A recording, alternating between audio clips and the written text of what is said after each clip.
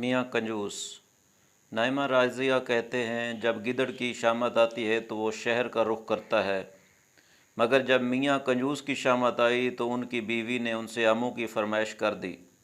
میاں کنجوس کا اصل نام حامد خان تھا، مگر محلے کا ہر چھوٹا بڑا کنجوسی کی وجہ سے ان کو میاں کنجوس کہتا تھا۔ خیر، میاں کنجوس نے فرمائش سن تو لی، پھر بہت ہمت کر کے اپنے صندوق میں سے کچھ پیسے نکالے اور بہت ہی شان سے اپنی جیب میں رکھ کر بازار کا رخ کیا۔ سب سے پہلے ایک آم والے کے پاس پہنچے اور دام معلوم کیا تو پتہ چلا 150 روپے کلو آم ہے۔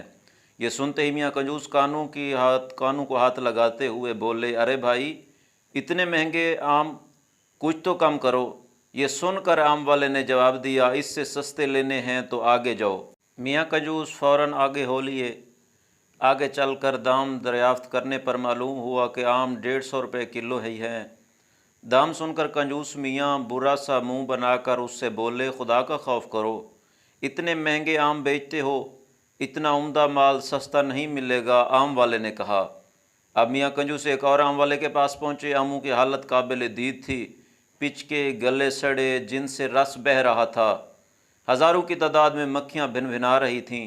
میاں کنجوس نے سوچا، بھائی آم کیا کلو دیے ہیں؟ آم والے نے جواب دیا، سب سے سستا لگایا ہے، صرف 80 روپے کلو۔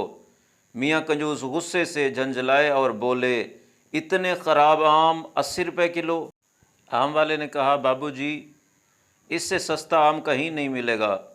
ہاں، آپ کو مفت چاہیے تو وہ سامنے کنویں پر آم کا درخت لگا ہوا ہے، وہاں سے توڑ لو۔ یہ سن کر میاں کنجوس بہت خوش ہوئے اور بھاگے بھاگے جا کر کنویں پر چڑھ گئے، اچھل اچھل کر آم توڑنے لگے۔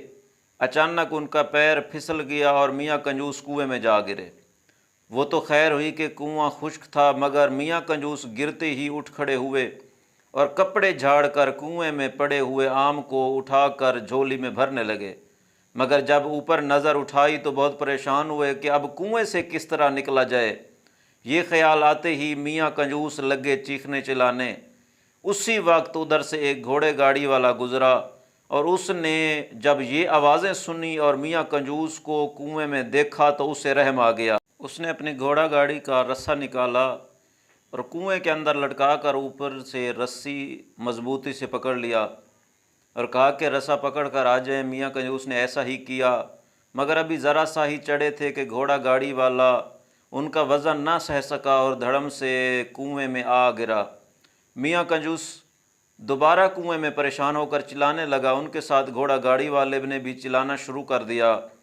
اچانک اس آم کے درخت کا مالک وہاں پہنچ گیا۔ اس نے دیکھا اور حیران ہو کر پوچھا کہ تم دونوں کنویں میں کیا کر رہے ہو؟ تب میاں کنجوس نے تمام بات اس آموں کے مالک کو بتائی۔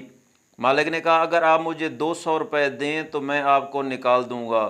یہ سن کر میاں کنجوس نے چاروں ناچار وعدہ کر لیا۔ جب دونوں کو مالک نے باہر نکال دیا تو میاں کنجوس نے مجبوراً 200 کے نوٹ مالک کو دیے اور خالی ہاتھ گھر آ گئے۔